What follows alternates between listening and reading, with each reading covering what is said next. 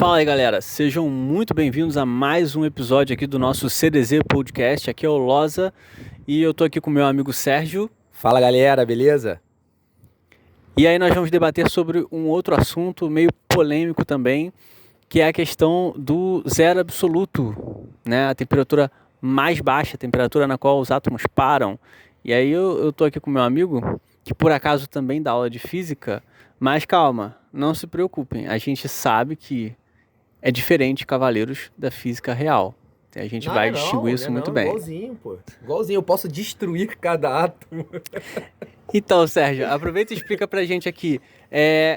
Quem tem zero absoluto, quem não tem? Explica um pouco melhor sobre isso pra gente. Bom, galera, vamos lá. Primeiro, o que é o zero absoluto, né? Zero absoluto é a temperatura, tá? Essa temperatura é teórica, não existe jeito da gente chegar nessa temperatura em vias práticas, né? Isso seria impossível segundo a terceira lei da termodinâmica, que obviamente vocês vão googar, porque eu não vou explicar aqui, porque senão vai virar aula de física, né? Mas seria impossível, é teórico. A temperatura de 273,15 graus Celsius negativos, e isso é o zero Kelvin, seria o zero absoluto. Por título de curiosidade, aí sim eu posso falar, a temperatura mais baixa que a gente encontra no universo é aproximadamente 2 Kelvin, ou seja, 271. O que já prova que Camus de Aquário, por exemplo, que tem 273 graus Kelvin negativo, graus Celsius negativo, já consegue um milagre, porque ele já consegue uma temperatura que é impossível de chegar na vida real. Então a física aí, ó, igualzinho ao Cavaleiro do Zodíaco.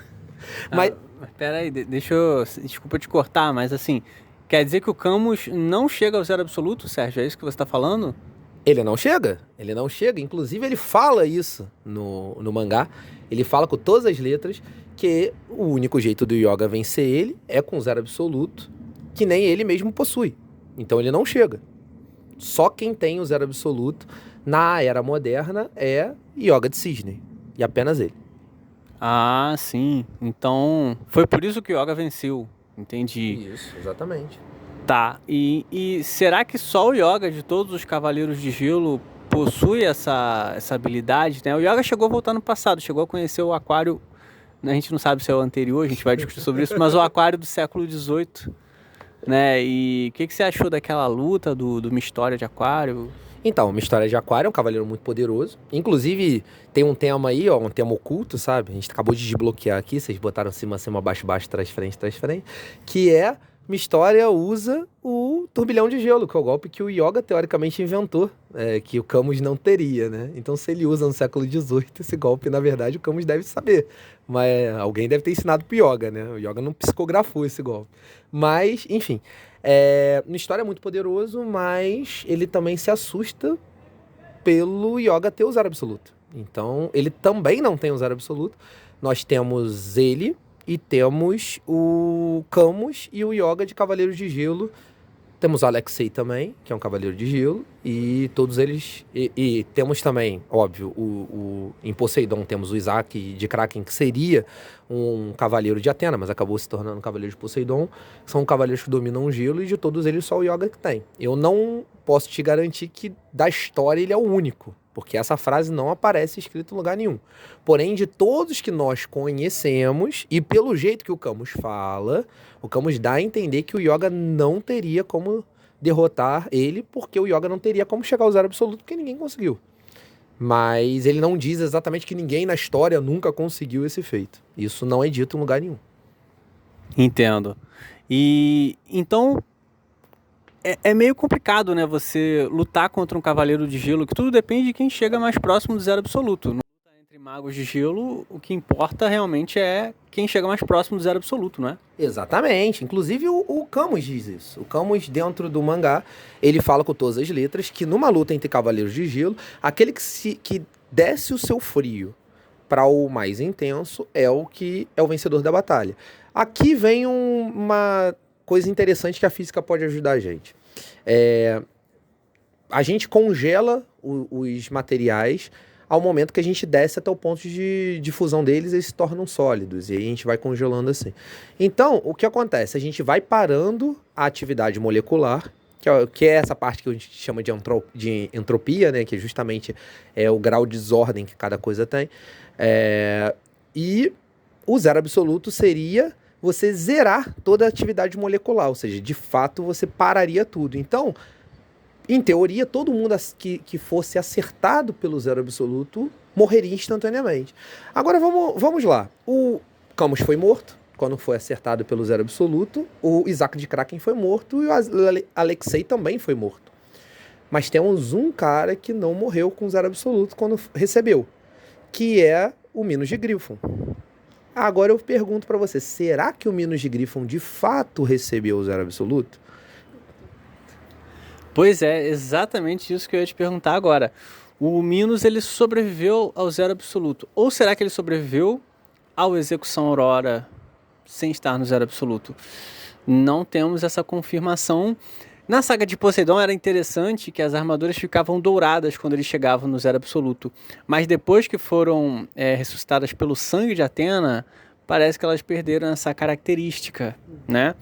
Então agora era justamente a hora que eu queria saber essa comparação dos Cavaleiros de Gelo contra outros cavaleiros. E estou incluindo na fala cavaleiros, guerreiros de outros deuses também.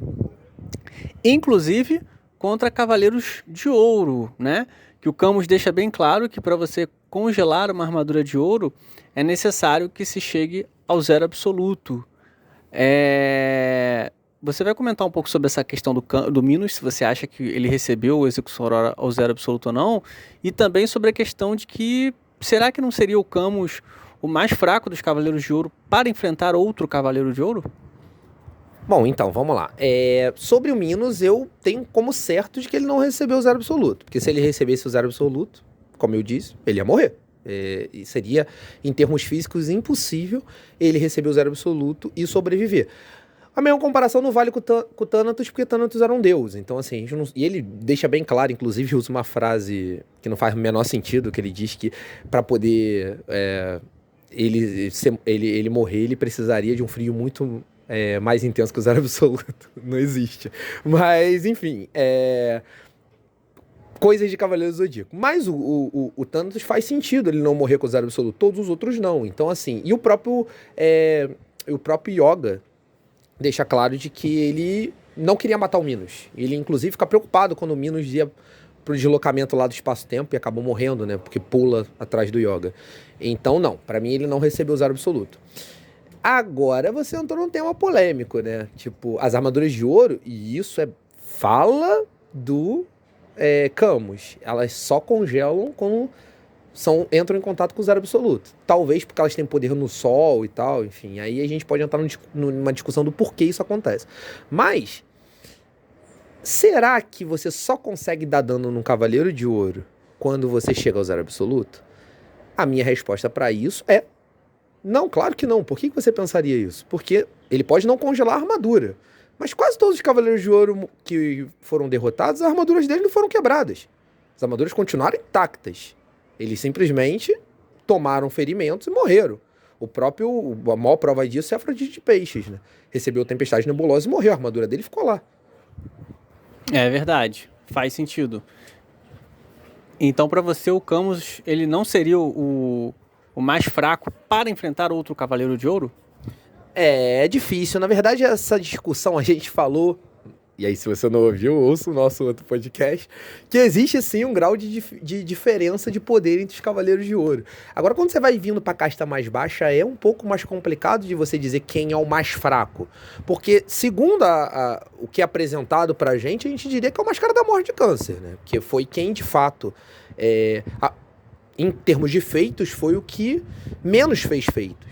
Agora, realmente, quando o Camus diz que ele não consegue congelar uma armadura de ouro, e a gente viu a dificuldade que o Yoga teve contra o Milo de Escorpião, justamente porque ele não conseguia congelar a armadura do Milo, vai ficando mais difícil. Eu não vou cravar que o Camus é o mais fraco, porque eu acho que a Execução Aurora é um golpe muito poderoso e poderia, sim, causar um dano maior, muito maior, do que muitos outros golpes de outros Cavaleiros de Ouro. Porém, é uma desvantagem muito grande você não conseguir congelar a armadura de ouro. O seu oponente tem uma defesa que você não consegue passar, né? Ou consegue com dificuldade. Entendo. Realmente eu acho que o Camus tem uma desvantagem em relação aos outros Cavaleiros de Ouro. Isso não quer dizer que ele perca. Até porque ele é um cavaleiro muito inteligente. Agora, em compensação, Sérgio, será que ele teria uma vantagem contra outros guerreiros que não usam armadura de ouro? Será que isso daria uma vantagem aí nele contra, sei lá, cavaleiros de prata que são muito fortes, ou guerreiros de outros deuses, espectros, né? A gente, infelizmente, não viu o Camus lutando contra nenhum guerreiro de outro deus. O que você acha disso? Eu acho que isso, como quase todo cavaleiro de frio, né? Na verdade, quase todo cavaleiro é elemental. Se você pegar em Cavaleiro Zodíaco, existem cavaleiros físicos e cavaleiros elementais. A gente pode até fazer um podcast sobre isso em outro momento. Mas os cavaleiros elementais, aqueles que têm poderes elementais, controlar o frio, controlar o fogo, controlar o vento, eles parecem ter uma certa vantagem porque eles estão controlando o elemento. Eles não precisam, de fato, bater, né? Tipo, dar um soco na velocidade da luz e tal. Eles utilizam um golpe elemental em cima de outro oponente. Então, pensando por esse lado, se a armadura do cara pode ser congelada, ou o cara pode ser congelado mesmo com a armadura, que também é uma coisa interessante. A armadura de ouro pode não ser congelada, mas a pessoa dentro da armadura pode, né? Então, existe também essa diferença. Se ele congelar a área inteira, vamos dizer assim. Agora, outra armadura que não tem essa proteção que a armadura de ouro tem, não vejo por que o Camus não teria vantagem. Eu acho que sim. Inclusive, isso me leva a crer. Tem cavaleiros que dependem muito de armas. Na verdade, não armas, né? Na verdade, instrumentos musicais para poder lutar. O que você acha que aconteceria, o Diego, se o Camus enfrentasse o Orfeu ou enfrentasse o Sorento de Cirene? Boa pergunta. Você tá dando spoiler para outro vídeo, né?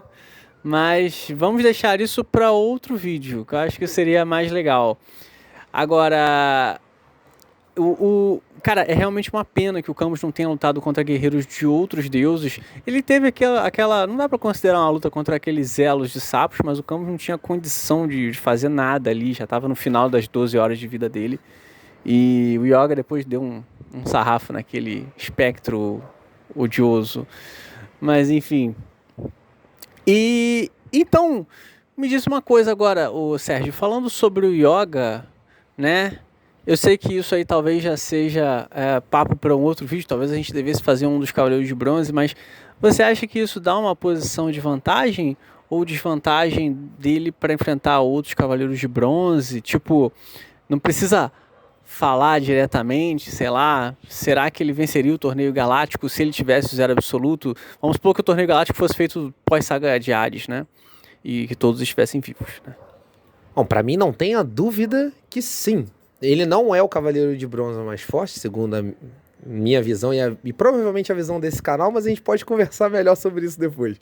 Agora, eu posso dizer que esse recurso do zero absoluto é um recurso muito interessante. É um recurso que só o Yoga tem, que a gente tem documentado, e que ele para toda a atividade molecular da pessoa. Então, simplesmente, uma pessoa atingida pelo zero absoluto, ela não voltaria. Então, assim, o Seiya seria congelado e não ia conseguir sair, o Shiryu seria congelado e não conseguiria sair, o Ikki seria congelado e provavelmente também não conseguiria sair, apesar dele ter o poder de manipular o fogo, e o Shun também. Então, assim, ao meu ver, sim, se ele tivesse zero absoluto, se fosse feito agora, com o poder de todo mundo, se alguém fosse acertado por execução Aurora, ia ser KO.